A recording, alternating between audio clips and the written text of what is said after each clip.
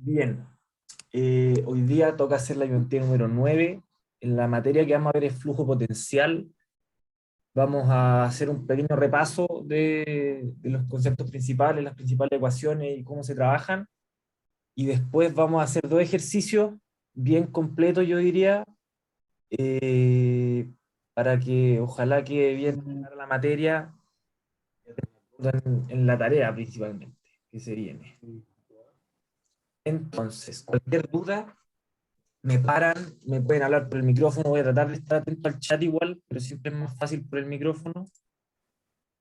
Así que con toda confianza me interrumpen solamente, o levantan la mano como quieran. Entonces, vamos avanzando con la materia. El flujo potencial es una forma súper matemática, súper abstracta a veces de representar un flujo, No generalmente sé, a mí como todo eso. dimensiones. ¿Sí? Perdón, que hay alguien con micrófono. Ya, ahí sí. Es una forma súper abstracta a veces de representar un flujo, pero nos va a permitir simplificar a veces los cálculos, pero como toda simplificación lleva algunos supuestos que igual son importantes. Por ejemplo, vamos a tener que vamos a trabajar solamente con flujos ideales. ¿Qué significa eso? Que vamos a despreciarle el efecto de la viscosidad. Vamos a tener también que el flujo no puede ser rotacional, que esto se cumple con esta condición que tenemos aquí de este operador nabla por el campo de velocidad, nos tiene que dar siempre cero. También vamos a considerar que el flujo es incompresible, o sea que la densidad del fluido va a ser siempre constante y vamos a trabajar en régimen permanente, o sea que nuestro flujo potencial no va a cambiar en el tiempo. Acá tenemos un pequeño recordatorio de lo que es el operador nabla de cálculo para los que no se acuerdan. Bien, definir dos funciones que nos van a ayudar a trabajar los campos de velocidad y como encontrar distintas relaciones entre cualidades del flujo. Vamos a tener el operador, o sea, la función potencial está definido de esta forma, donde la velocidad va a ser el operador nabla por nuestro potencial. ¿Qué es un potencial? Es una función escalar. ¿Qué significa eso? Que no vamos, estos itongo, jotatongo y catongo van a estar porque operamos el nabla por el phi, pero phi va a ser una función escalar, como una función común y corriente de las que trabajamos desde el colegio. La gracia de las escalares es que se pueden sumar, restar, dividir, etcétera, más fácil que los vectores. Entonces vamos a definir arbitrariamente esta función potencial a partir del campo de velocidades y viceversa. O sea, conociendo el campo de velocidades, podemos sacar phi, y conociendo phi, podemos sacar el campo de velocidades. Podemos separar nuestro vector de velocidad, ¿cierto? Y vamos a tener que la velocidad en x va a ser la derivada de phi respecto a x, en b respecto a y w respecto a z. Una condición que se cumplirá siempre va a ser la condición, la regla de Laplace. ¿Qué significa esto? Que esto viene de rotacionalidad. Era la condición que vimos aquí. ¿Cierto? Al evaluar con nuestro nabla por b, nos va a quedar un nabla cuadrado por phi. Y eso va a ser la segunda derivada en cada coordenada y tiene que dar cero. ¿Para qué? Para que sea irrotacional, que era la condición que nosotros vimos recién. Phi sí es la función potencial, así se llama. O potencial de velocidades, es lo mismo. Entonces, la función phi, como les digo, es algo súper abstracto, súper matemático, pero haciendo ejercicios se entiende cómo se trabaja y qué representa al final. La gracia de todas las ecuaciones que vamos a tener aquí es que son todas lineales. Nunca tenemos como dos derivadas multiplicadas ni nada por el estilo. Entonces nos va a quedar todo lindo, entre comillas, y lo que podemos aplicar cuando tenemos ecuaciones lineales es el principio de superposición. ¿Qué es eso? Que si yo tengo dos potenciales y los quiero como juntar, lo que tengo que hacer es simplemente sumarlos. Con eso voy a tener un potencial como total de juntar los dos. Eso igual lo vamos a ver en un ejercicio si no queda muy claro ahora. Cualquier potencial, cualquier función escalar que cumpla con esta condición de Laplace puede representar un flujo potencial. La función de corriente es lo mismo, pero cambia un poquito la definición. Vamos a tener que, en vez de ser las derivadas normales como de phi de x teníamos antes, era u, ahora vamos a tener la cruzada, que es de psi, se llama esta letra, de i. Eso va a ser la velocidad en x. Y la convención de signo cambia de libro en libro, pero en general, si no me equivoco, los profesores les gusta trabajar con esta convención, donde la derivada respecto a x va negativa para la velocidad en i. Acá está trabajado en dos dimensiones, porque generalmente esta coordenada no la vamos a usar. El flujo potencial se suele trabajar en dos dimensiones en este ramo al menos, pero no está de más dejarlo. Y también tendremos que esta función de corriente va a cumplir con, con la regla de Laplace, que es con el doble operador nabla. ¿Alguna duda de las dos funciones? Eso es como lo principal del flujo potencial, como cómo se calculan, igual se va a ver en el ejercicio, pero esas dos funciones son las que nos van a ayudar a sacar muchas cosas después con el flujo potencial. Bien. Vamos a tener, estos potenciales son básicamente que a cada punto de nuestro plano, o del espacio, pero en general de nuestro plano, se le asigna un valor. Eso, así funciona una función de dos variables, ¿cierto? Vamos a tener, qué sé yo, x más y, y en cada punto x, y, yo voy a tener la suma de las dos coordenadas, me va a dar un valor. Yo podría juntar todos los puntos que cumplan una condición para x más y. ¿Y qué va a pasar ahí? Yo voy a tener una línea de potencial. Entonces, para cada valor de phi, se va a definir una línea de potencial. ¿Qué significa eso? Yo junto todos los puntos que toman un valor constante de phi y me va a formar una línea. Lo mismo con psi. Y lo que se va a cumplir en psi es que voy a tener las líneas de corriente. Las mismas líneas de corriente que calculamos a principio de año, o sea, a principio de semestre, las podemos sacar a través de nuestra función de corriente. Y algo que se va a cumplir es que las líneas de potencial y de corriente siempre van a ser perpendiculares. Se va a cumplir esto, que voy a tener en una dirección las líneas de potencial y en otra las líneas de corriente. Y las líneas de corriente siempre van con el flujo. Y las líneas de potencial van perpendiculares al flujo. En este caso, el líquido iría hacia allá o hacia acá, una de las dos, siguiendo las líneas de corriente. Esto es más conceptual, más abstracto, pero es bueno entender un poco cómo se comportan estos campos potenciales en el plano. Esta es la forma como matemática de definir esta condición de que sean perpendiculares. Algunos recordatorios: siempre se puede trabajar el flujo potencial en coordenadas cartesianas, que es con x, y, como lo vimos recién, donde las derivadas son directas, no hay mucha complicación, o con coordenadas polares. ¿Qué va a pasar con las coordenadas polares? Nos van a aparecer algunos términos de la regla de la cadena, por ejemplo, acá y acá. La convención de signos se mantiene, pero es importante no llegar y derivar respecto a r y respecto a θ, porque nos aparecen estos términos extra, y en especial en el operador de Laplace. Vamos a tener un 1 partido en r acá y un 1 partido en r cuadrado acá. Acá la derivada es simple, no es doble. Hay que tener ojo con esos operadores cuando uno se pasa de una coordenada a otra, porque al final te pueden echar a perder el resultado de un desarrollo que estaba bien hecho, pero faltó completar las ecuaciones solamente. Vamos a trabajar con estas ecuaciones polares que a veces se olvidan un poco, y la idea es ir soltando la mano con unos ejercicios en la ayudantía. Lo último de la materia son las funciones complejas.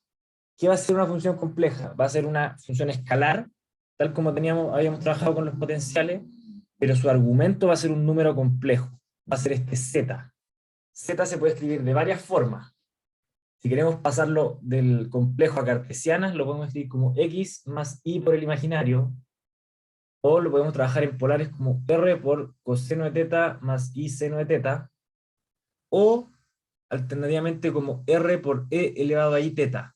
Esta forma es un poco menos usada porque como que quedo con una exponencial rara, pero hay casos particulares donde nos ayuda como a desarmar un poco la ecuación y trabajarla más fácil que con los senos y cosenos directamente.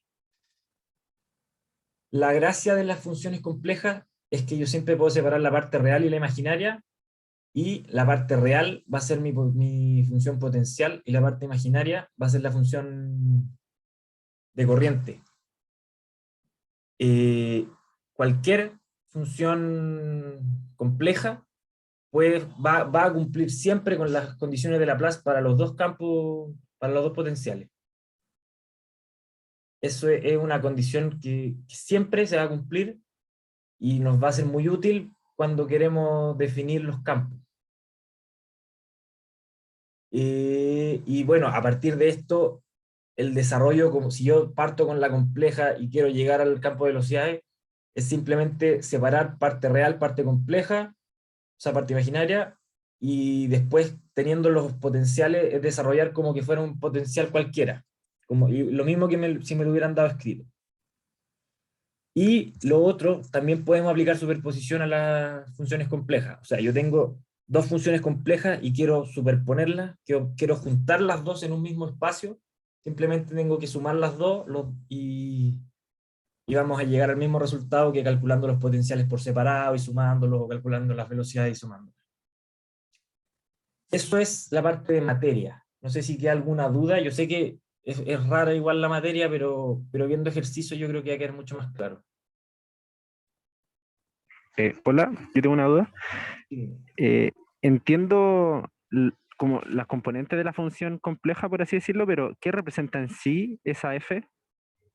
¿Como Es en sí tiene alguna simplemente representación o ¿cómo? tiene alguna representación? ¿Es como una forma de agruparlo nomás? Es una forma de representarlo solamente.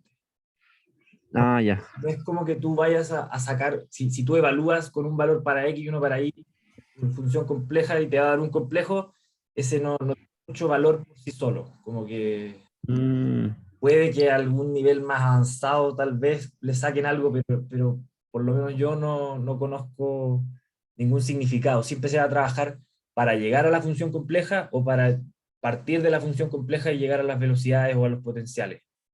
No tiene mucho valor evaluarla, por así decirlo.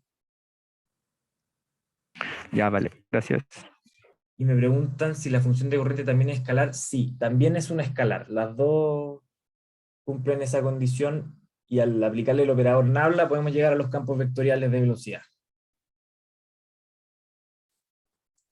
Bien, si no hay más dudas, empecemos con el primer problema. Tenemos esta fuente, que es una fuente, es un punto del que sale fluido, básicamente. Es una forma de modelar en un plano. Que sigue este campo de velocidades. Nos piden encontrar la función de corriente y el potencial de velocidades para una fuente como las descritas que se ubica en el centro del espacio. Entonces lo que queremos hacer es poner esta fuente en el punto 00 y calcularle los potenciales. Después tenemos que comprobar que cumpla con las condiciones que ya dijimos para poder trabajar como flujo potencial. Luego se colocan dos fuentes de estas en distintos puntos del plano y queremos calcular el flujo como global, calcular la función imaginaria que lo describe y a partir de eso sacar el campo de velocidades. Vamos a empezar entonces. Necesitamos encontrar la función de corriente y el potencial de velocidad. Vamos a trabajar a partir del campo de velocidades, ¿cierto? Nosotros sabemos que por definición, o sea, perdón, por definición del campo de velocidades vamos a sacar nuestros potenciales, con las relaciones que vimos antes de las derivadas y que sí. Pero nosotros vemos este campo de velocidades y nos llama algo la atención. Tenemos esto x cuadrado más y cuadrado que se nos repite. algo que se da mucho es que nos dan una función en cartesiana y trabajarla matemáticamente es un corcho, pero si hacemos el simple cambio de variable de pasarnos a polares, nos va a quedar una expresión mucho más simple. Y este x cuadrado más y cuadrado es parecido a Pitágoras, por ejemplo, y nos puede dar, como que nos llama un poco a hacer el cambio de variable y pasarnos a polares. Este es lo más básico del cambio de variable. Vamos a tener que acá nos aparece esto, entonces esto se traduce en un r cuadrado y arriba nos van a quedar senos y cosenos. Entonces nos va a quedar este campo de velocidades ahora. Que pensando en derivar respecto a r o respecto a θ es mucho más simple que derivar acá respecto a x y a y. Al trabajar un poco más esta ecuación, no quise poner el desarrollo completo porque no creo que sume mucho. Es básicamente hacer Pitágoras con estas y trabajarlo un poquito. Vamos a llegar a que la velocidad en θ es 0 y la velocidad en r va a ser q partido en 2πr, que nos sale de los seno cuadrado más coseno cuadrado y qué sé yo.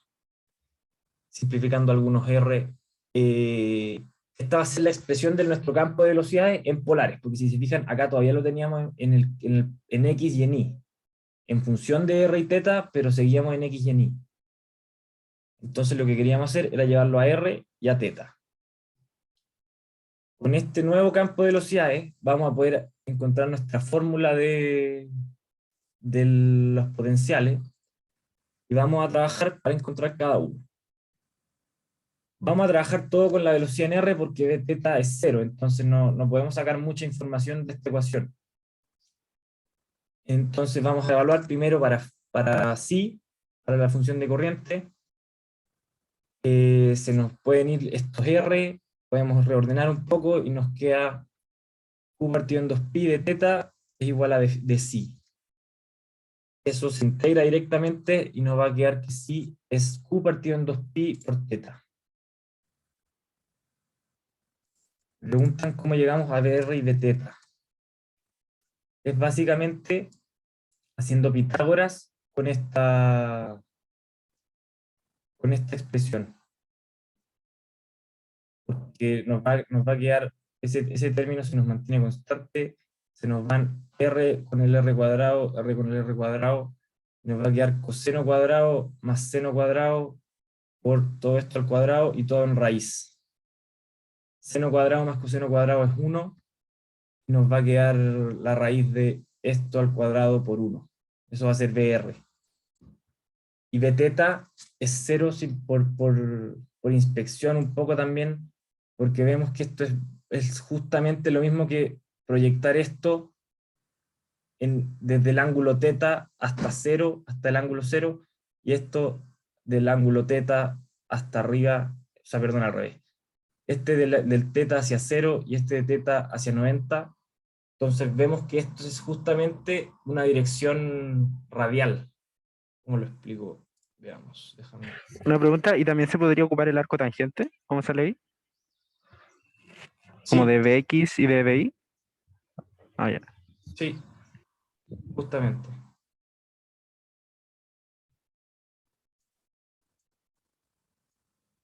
Vamos a tener que, esta es una velocidad, esto es θ, ¿cierto? Esto es Bx, y si nosotros miramos, ya se nos va eso con S, tenemos básicamente eso por coseno θ. Y por geometría, vamos a tener que ese pedazo así y ese pedazo así van a ser eso completo y eso completo. Y si queremos proyectar eso, vamos a tener esto por coseno θ. Entonces, si yo quiero saber la velocidad radial, va a ser la velocidad en x dividido por coseno θ. Me va a ir el coseno θ y me va a quedar que la velocidad en r es esto. Y la velocidad en θ se me va a ir a 0. Voy a tratar de subir el desarrollo más detallado porque es difícil dibujar con el lapicito y el mouse, pero por ahora pueden creerme que se cumple esta condición.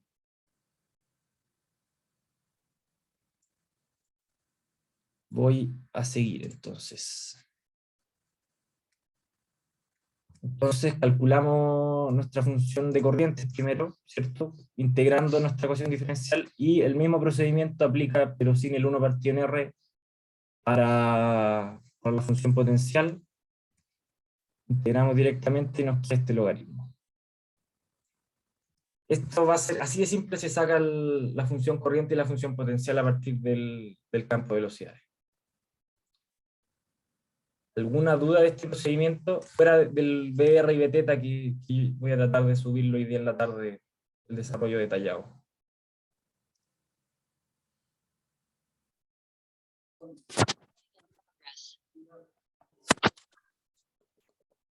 Bien. Ahora, nos preguntan si esto cumple con las condiciones del flujo potencial. Vamos a probar solamente que sea irrotacional, porque esa es como la gran regla que tiene que cumplir. Básicamente, la regla de Laplace. Vamos a sacarle el operador nabla cuadrado a los dos campos a los dos potenciales que calculamos en coordenadas polares. Acuérdense siempre las coordenadas polares. Vamos a tener la segunda derivada de phi respecto a r. Hay que derivar este logaritmo, nos va a quedar 1 partido en r por esta constante, y después se deriva nuevamente. Tenemos que derivar también una sola vez respecto a r, que es lo que vimos recién, y tenemos este término derivado respecto a θ. Como esto no depende de θ, se nos va a ir a 0. Y para la función psi vamos a tener que solo depende de θ, entonces todas las derivadas respecto a r se nos van a ir a 0. La segunda derivada respecto a θ va a ser 0, porque al derivar una vez nos va a quedar un término constante, y la segunda derivada nos va a ser 0. Acá están los términos derivados para tener el desarrollo más detallado. Acá se nos va a 0 directamente, pero la segunda derivada nos da este término negativo, la primera derivada nos da esto. Al restarlos, porque este da negativo, ¿cierto? Nos van a dar 0 las dos ecuaciones. Entonces, en ambos casos se cumple con la condición de irrotacionalidad. Esto es simplemente evaluar el operador nabla, ¿cierto? Y podríamos probar también para incompresibilidad y eso, creo, porque ya sabemos que estamos considerando un fluido ideal y estamos en régimen permanente porque no depende del tiempo. Pero con demostrar la ecuación de Laplace ya queda demostrado. Ahora vamos a trabajar la función, vamos a llegar a partir de los potenciales a nuestra función compleja. Para esto vamos a tener que volver a las cartesianas. ¿Por qué? Porque nos están diciendo que tenemos que agregar dos fuentes en el punto 1,1 y en el menos 1,-1. Y eso va a ser mucho más fácil trabajarlo desde las cartesianas directamente para poder desplazar nuestras fuentes más fácil que en polares. Entonces, vamos a hacer el cambio de variable que hicimos al principio, pero a la inversa. Dijimos que x, o sea que r era raíz de x cuadrado más y cuadrado, y dijimos que θ era el arco tangente de y partido en x. Entonces, evaluando esas dos cosas, llegamos a esta expresión. Esta condición, o sea, estos potenciales son para la fuente en el origen. Lo que tenemos que hacer ahora es desplazarlo. ¿Por qué? Porque ya no vamos a estar en el origen, vamos a estar en el 1, 1 y en el menos 1, menos 1. ¿Cómo se hace eso? Simplemente sumándole 1 a x y a y en cada posición de la ecuación ten y restándole 1 en el caso de la otra fuente.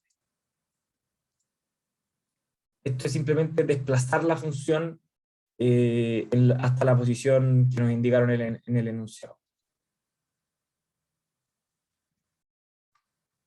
Luego vamos a poder aplicar superposición. Nosotros sabemos cómo se comporta el fluido con una fuente.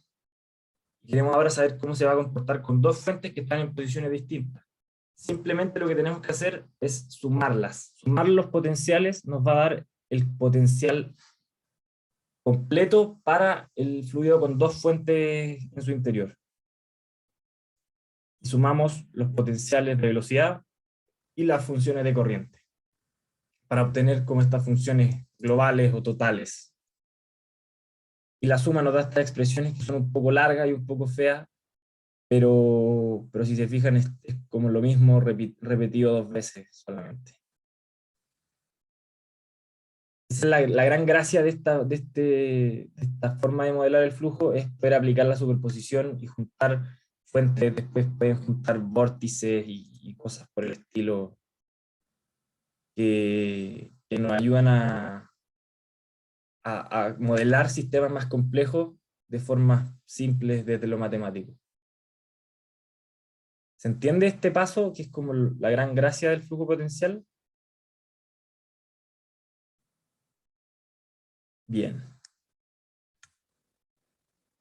Ahora, teniendo ya los dos potenciales, la función compleja, como dijimos, es simplemente poner la función potencial en la parte real y la parte compleja con la función de corriente. Entonces, vamos a reemplazar directamente con lo que calculamos recién y vamos a tener nuestra función compleja. Podríamos seguir trabajando y reordenando y simplificando términos, pero la verdad es que no sé si vamos a llegar a simplificar mucho porque tenemos términos muy feos metidos acá. Entonces, con esta respuesta ya sería suficiente para la función compleja de este problema. Simplemente tuvimos que sacar los dos potenciales y meterlo en la definición de nuestra función compleja. Muy bien. Una duda, ¿Sí? es que no caché cuál era la pregunta, como cuando lo borriste. Sí. Si nos vamos al enunciado, nos pedían: se colocará una fuente en las coordenadas 1,1 y otra en las coordenadas -1,1. Calcule la función imaginaria en teoría de flujo potencial. Entonces lo que teníamos, Ya. ¿sí? Sí, eso era. Teníamos nuestro plano, pusimos una fuente acá, y queríamos modelarlo con la función compleja. Eso es lo que se hizo. Por eso tuvimos que aplicar superposición y por eso terminamos evaluando la función compleja. Pedro, yo tengo una pregunta. ¿Por Sí, qué de polares otra vez a cartesianas? simplemente porque nos daban los puntos de la fuente en coordenadas cartesianas. Nos daban el 1,1 y el -1, -1. Y para hacer el traslado porque nosotros teníamos este campo de velocidades y el potencial que sacamos después era para una fuente en el origen. Nosotros lo que queríamos hacer era llevarla a estos dos puntos. Y eso es más fácil hacerlo con las cartesianas. Porque si trabajáis en polares y lo tratáis de desplazar, vais a tener que como poner tu origen nuevo acá y tener un vector R que se mueve acá, te va a quedar una cosa muy rara con el R acá y θ acá y los ángulos. Es más fácil, siempre que tengáis que trasladar funciones, es más fácil trabajarlo en cartesiana. ¿Sí? Sí, gracias. Dale. Y vamos aquí. Bueno, y ahora nos piden calcular el campo de velocidades para este nuevo flujo con las dos fuentes. Ya sabemos cuáles son las funciones, los potenciales, y simplemente vamos a tener que volver a aplicar las mismas fórmulas, solamente que ahora en vez de tener que integrar o calcular la ecuación diferencial separable, vamos a derivar directamente, y como estamos ya en XY y no se ve muy cambiable a polares, por así decirlo, vamos a derivar directamente. Vamos a tener la derivada, vamos a trabajar con phi, podríamos haberlo hecho con psi, pero el arco tangente nos va a complicar más de lo que nos va a ayudar. Entonces es más fácil derivar logaritmos. Vamos a derivar respecto a x, nos va a quedar este término. Es una derivada larga igual, porque tenemos logaritmo, tenemos raíces, tenemos que aplicar reglas en la cadena. Pero en general cuando hay que hacerlo a mano son cosas más razonables. Lo mismo es derivar respecto a y, solo que nos va a cambiar este término chico. Y a partir de la derivada directamente vamos a sacar nuestra velocidad en x, velocidad en y va a quedar definido nuestro campo de velocidades. Es súper directo este cálculo, solo que las derivadas son feas, entonces si quieren dedicarle un poquito de tiempo y hacerlo a mano no es tan difícil, pero hoy día igual uno se puede apoyar con matemática o lo que sea, y si tuvieran que hacerlo a mano no van a ser expresiones tan largas y tan feas. ¿Se entiende cómo llegar al campo de velocidades? Esto creo que era lo último de este problema. Ah, bueno, y podríamos haber llegado a lo mismo trabajando con el campo, con la función de corriente, pero como dije, es más fácil derivar logaritmos que derivar arcos tangentes a mano en especial. Eso es todo del problema 1. ¿Quedó más o menos claro? ¿Alguna consulta, algo que se hayan quedado colgados? ¿No? Bien. Yo tengo una duda. ¿Sí? A mí no me quedó claro cómo comprobaste las condiciones mínimas. Solo probamos irrotacionalidad en este caso. Pero lo que se hace, nosotros, si vamos a la parte donde vimos la materia, nuestra condición de irrotacionalidad era esta. Nabla, producto cruz por el campo de velocidades. Después definimos que nuestra función potencial es nabla por, nabla por nuestra función potencial va a ser el vector, el campo de velocidades. Entonces, al meter esta expresión, meterla en esta B, nos va a quedar esto.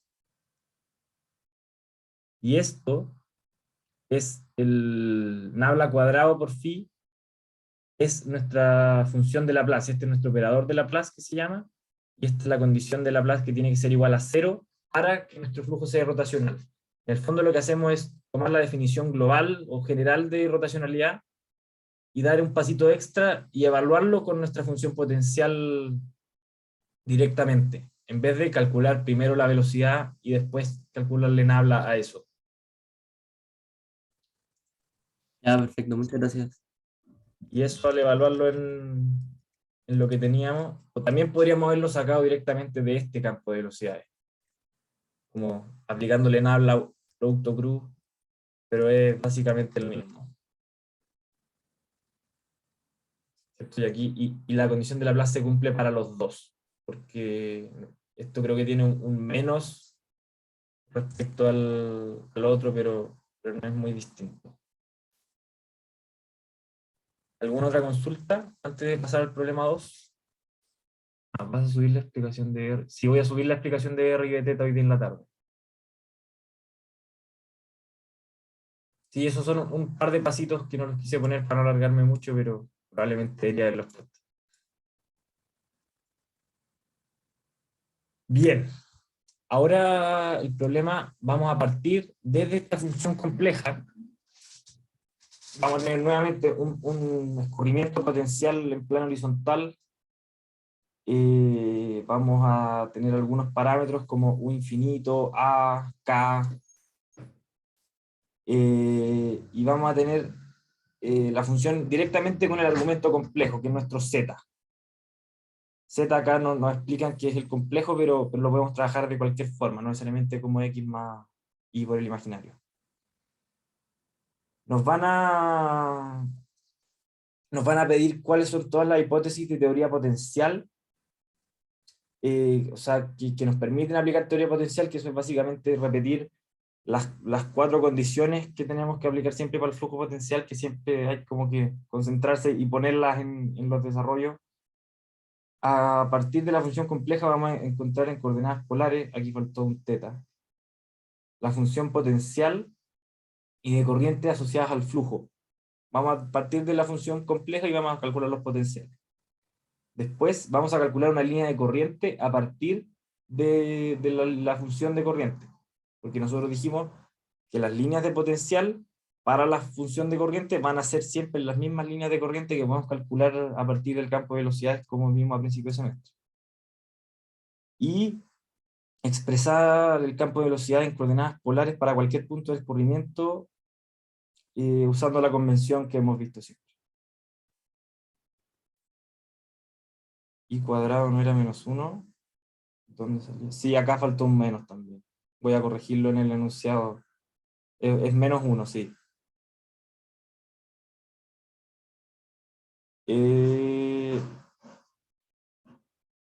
Ya, y lo último es si la presión es calcular la distribución de presiones en esta línea de corriente, conociendo P infinito igual 0. La única pregunta que es un poco distinta es la parte E, porque vamos a meterle presiones, pero es un pasito extra nomás. Entonces, empecemos por las hipótesis. Dijimos que tenía que ser siempre incompresible, ideal, permanente y rotacional. Esto siempre como de libro, ponerlo siempre que trabajen con flujo potencial, son los supuestos que hay que considerar. Y si quieren pueden poner también las ecuaciones. Para cada condición vamos a tener una explicación matemática de lo que significa. Esto es como ponerlo, básicamente. No es necesario siempre calcular los operadores y qué sé yo. En general también si nos piden calcular flujo potencial es porque se puede, pero nunca está de más poner los supuestos. Ahora, vamos a trabajar la función corriente, vamos a trabajar para obtener la función corriente y la función potencial. ¿Cómo vamos a hacer esto? Vamos a trabajar con coordenadas polares, porque nos indicaban que tenía que ser en polares, y vamos a usar esta forma primero. Dijimos que no se usaba mucho, pero en este caso vamos a tener un logaritmo.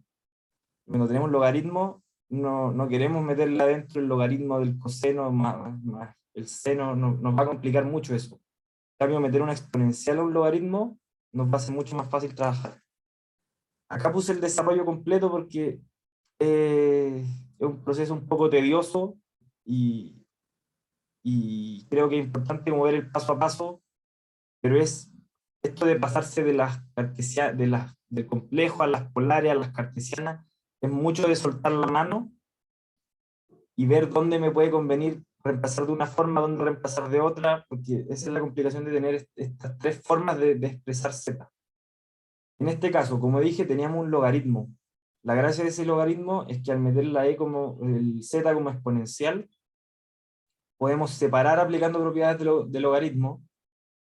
Nos va a quedar este logaritmo de r partido en a, que no lo podemos tocar mucho más, y este logaritmo de e elevado a i por teta. Y el logaritmo de e elevado a cualquier cosa va a ser ese exponente. Entonces aquí nos va a salir este i por teta solito. En el resto, evaluamos así para que fuera parejo nomás, pero directamente vamos a pasarnos a coseno más seno, y vamos a desarmar, vamos a expandir y expandir hasta poder separar todo en la parte real y la parte compleja. Acá vamos a hacer un truco típico de los complejos, que es usar la suma por diferencia. Vamos a multiplicar y dividir por coseno menos y seno teta. Lo que nos va a quedar en la parte de abajo va a ser una suma por diferencia, pero nos va a quedar un i cuadrado al resolverla. Entonces, en vez de quedarnos coseno cuadrado menos seno cuadrado, nos va a quedar coseno cuadrado más seno cuadrado, y eso es 1. Entonces nos va a quedar la r solita abajo, y arriba nos va a quedar el coseno menos i por seno. Al seguir desarrollando, vamos a simplemente separar todo lo que está multiplicado por i, lo vamos a meter en un paréntesis grande, y todo lo que está sin i lo vamos a dejar afuera. Y ahí ya tenemos como reordenada nuestra función compleja, de forma que podamos encontrar fácilmente el, el potencial de velocidades y la función de corriente. Porque sabíamos que la función potencial va a ser la parte real y la función de corriente va a ser la parte compleja. Entonces, simplemente sacamos cada pedazo y definimos nuestros potenciales. ¿Se entendió ese procedimiento? Yo sé que la parte algebraica era un poco latera, por eso les quise dejar el cálculo escrito en el PDF. Si quieren, denle una vuelta después, pero básicamente es saber cuándo pasarse a la exponencial, cuándo pasarse al coseno y cuándo pasarse a las cartesianas. Eso se hace soltando la mano. ¿Se entendió esta parte del procedimiento? ¿Sí? Bien. Entonces, seguimos. Nos pedían la línea de corriente cuando sí vale 0. ¿Qué vamos a hacer? ¿Cómo calculamos la línea de corriente a partir del potencial? Simplemente lo tomamos y lo igualamos a un valor constante. En este caso nos dijeron que era 0, entonces lo vamos a tomar en función de R y θ y lo vamos a igualar a 0. Y esta expresión ya me define la línea de corriente que me piden. Pero la podemos reordenar un poco y nos vamos a dar cuenta de algo al mirarla con un poquito más de detalle. ¿Cuándo esto se va a hacer 0? Cuando tenemos que logaritmo de 1 es 0. Y acá tenemos una resta que si esto nos da 1 también va a ser 0. Entonces, ¿cuándo se va a hacer 0 nuestra función potencial, nuestra función de corriente? Cuando R vale lo mismo que A. Esto es simplemente por inspección. Entonces, vamos a tener que para cualquier valor, o sea, para cualquier θ, cuando R vale A, nuestra función de corriente vale 0. Esa va a ser nuestra línea de corriente. Va a ser R igual A, básicamente. Y va a ser un círculo. Eso sale un poco del aire, como mirando la función y entendiendo cómo funcionan las coordenadas polares, pero lo importante es que para sacar la función de corriente, lo que hay que hacer es simplemente igualar a un número, al número que me pidan, y vamos a llegar a la misma expresión que hubiéramos llegado si hubiéramos calculado las integrales, las ecuaciones diferenciales, desde el campo de velocidades, que era lo que hacíamos a principio de semestre. ¿Se entiende? Esta pregunta es un poco rara, porque es como igualar lo que nos están diciendo y listo. Pero es importante saber cómo calcular la línea de corriente a partir de nuestros potenciales. ¿Sí? ¿Estamos claros? Bien. Ahora sí nos piden el campo de velocidades. ¿Cómo calcular el campo de velocidades? Es lo mismo que veníamos haciendo toda la ayudantía con nuestras expresiones en polares, en este caso. Tenemos los potenciales, simplemente vamos a ir evaluando y derivando. Vamos a calcularlo con psi primero para calcular BR. Vamos a tener el 1 partido en R, lo vamos a mantener y vamos a derivar respecto a θ. Teníamos solo un seno de θ y este término se nos va. El seno pasa a ser coseno y todo lo que era respecto a R se mantiene constante. En la función phi estamos derivando respecto a θ también. Acá nos va a quedar la k sola. Acá nos va a quedar un menos seno en vez del coseno. Entonces podemos sacar el signo menos para afuera, porque teníamos acá también negativo, y factorizar de esta forma. Y el 1 partido en R lo mantenemos porque multiplica todo. Y reordenando un poco, nos quedan definidos ya nuestras velocidades en R y en θ. Esto es un poco repetitivo porque es todo el rato como derivar, pero es bueno ir soltando la mano con esto, ir haciendo harto ejercicio, porque yo no creo que flujo potencial sea una materia particularmente difícil, pero, pero sí se pueden poner más complicadas las ecuaciones, pueden aparecer cosas más feas, como vimos en el problema 1. Entonces hay que ser ordenado, hay que acordarse siempre de cuando estamos trabajando en coordenadas polares y, y tener bien claro cuándo hay que derivar qué me están pidiendo, pero este es el resultado directo de derivar las funciones que calculamos. ¿Se entendió esta parte de la pregunta? Era, como digo, es súper directa, es súper cortita, pero es importante que quede bien claro. Bien. Ahora esta parte es un poco distinta. Nos piden la distribución de presiones en esta línea de corriente. Para eso vamos a tener que usar la ecuación de Bernoulli, que era un caso particular de la ecuación de Euler, etc. Pero nosotros la vamos a tomar directamente como presión partido en gamma más la altura geométrica más 1 partido en 2g por la velocidad al cuadrado igual constante. Hay varias formas de escribir la ecuación de Bernoulli. A veces el gamma se pone multiplicando, a veces se pone dividiendo, se pone en metros, en pascales. La cosa es, cualquiera de las formas de escribirla se va a llegar al mismo resultado siempre. Vamos a aplicarla a nuestro problema. Vamos a tener dos puntos. Uno en el infinito, porque nos daban el dato de que la presión en el infinito es 0. Tenemos una velocidad en el infinito que tenemos que encontrar, y tenemos un punto cualquiera con presión P y velocidad V. Como nos dijeron que era un escurrimiento horizontal, Z va a ser constante. Entonces vamos a tener los dos lados y se nos va a cancelar. Por eso no está puesto acá. ¿Qué tenemos? Nos dijeron que P infinito era 0. Entonces podemos despejar P en función de velocidad en el infinito y de la velocidad en el punto que nos interesa, ¿cierto? P y B están en el punto donde queremos calcularlo. Tenemos que esta B es la B en magnitud.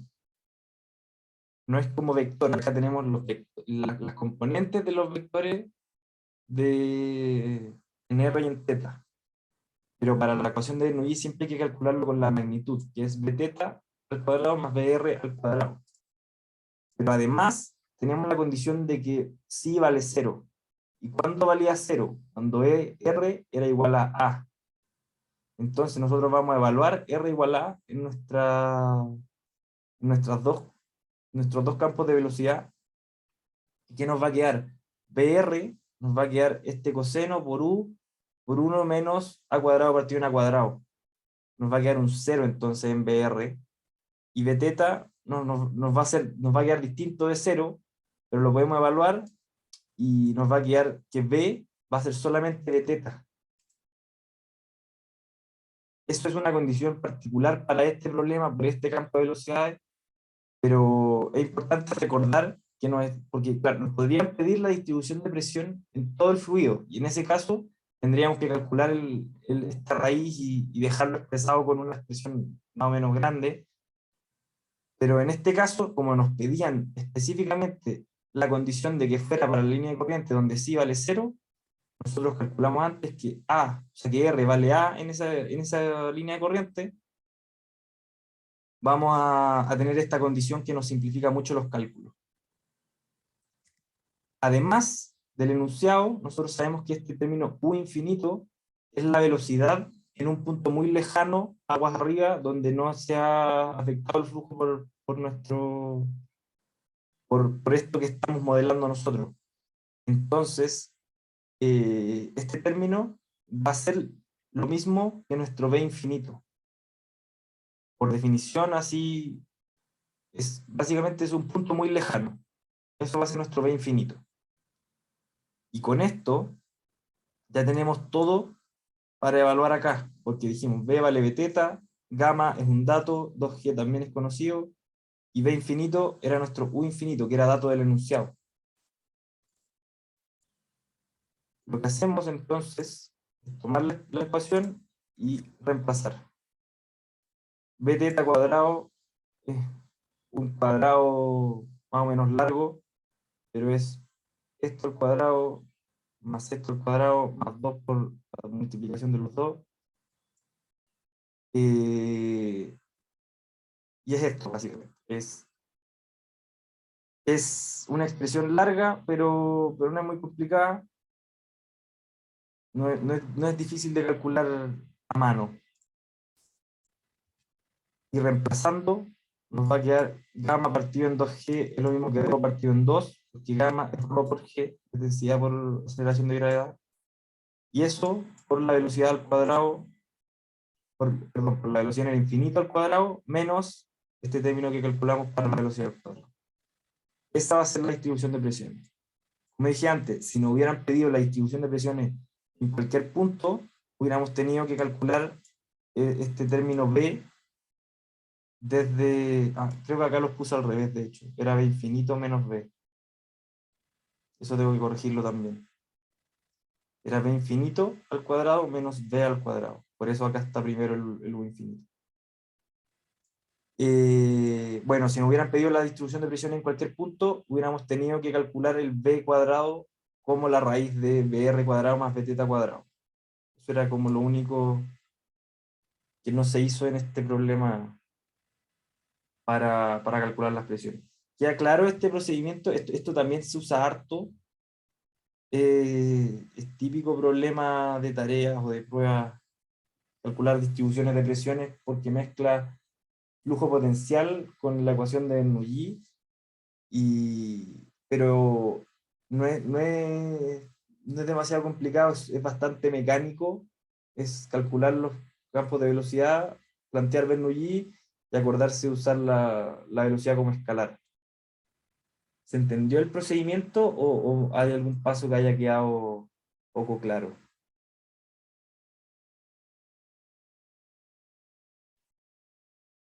¿Bien? Ya, qué bueno. Bueno, esos son los dos problemas que están propuestos para esta ayudantía. Queda igual un problema que está... Queda un problema que era de... ¿Cómo se llama? También mezcla flujo potencial con la ecuación de Euler, pero ese lo hace sin Bernoulli directamente. Lo que hace es tomar secciones transversales de un tornado y expresar el campo de velocidades para cada uno. Déjenme buscarlo. Porque nos queda media hora, o sea, 20 minutos, entonces no tengo los desarrollos, pero ese problema de todas formas está resuelto en una ayudantía que hice el semestre pasado, para que busquen el video. Aquí está. Una pregunta. Sí, dime. Los PDF de ayudantías pasadas, ¿dónde los podríamos Sí, encontrar? me preguntaron, voy a consultar con el resto de los ayudantes para que los vayan subiendo, porque Ya, vale. deberían haberlos subido a Canvas, pero parece que se atrasaron con algunos. Bueno, este era el problema propuesto que yo les decía. Nos dan este tornado, este huracán, y nos dan el campo de velocidades. Lo que nos piden es determinar el campo de presiones en el corte horizontal. ¿Qué va a pasar con esto? Vamos a tener que, como en la velocidad está definida a tramos, la presión también va a estar definida a tramos. Entonces vamos a tener que calcular los campos de velocidad y de presiones, o sea, perdón, los campos de presiones a partir de la velocidad, primero para el interior, después para el exterior, y todo aplicando la ecuación de Euler, pero en la forma completa. No podemos aplicar directamente Bernoulli porque, porque no tenemos, nuestras líneas de corriente van a ser circulares. Entonces, no podemos aplicar Bernoulli desde un punto en el centro hasta un punto afuera. Creo. no me acuerdo muy bien cómo es el desarrollo, pero eso está resuelto en una ayudantía que está el video del semestre pasado, y voy a agregar también los desarrollos al PowerPoint y lo actualizo junto con las correcciones que tengo que hacer. Había un -1 que tengo que agregar, y estaba lo del BR y beteta que tengo que calcularlo. Con eso deberíamos estar bien para la tarea que se supone que se va a evaluar esto. No sé si queda alguna duda de la materia o de lo que estén viendo ahora, porque ya eso era la ayudantía básicamente. No sé si queda algo del flujo potencial, o tal vez de algo que haya quedado poco claro de antes. Cualquier duda, aquí estamos.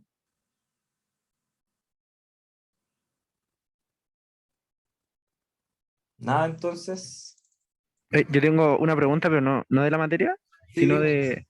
de cuando tú eras alumno, ¿de dónde estudiabas? ¿De dónde sacabas como ejercicio y cosas así?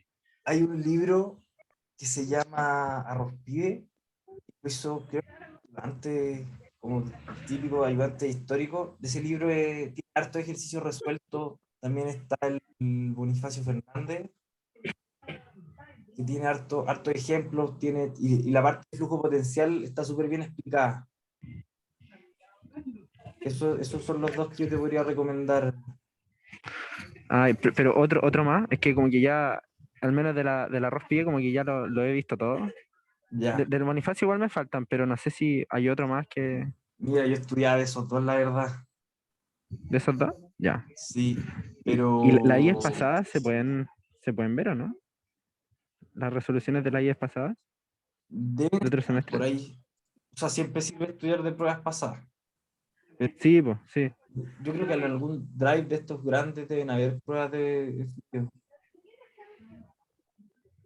Y, sí, o sea, siempre cambia un poco por el tema de que antes eran presenciales, pero como ejercicio siempre sirven.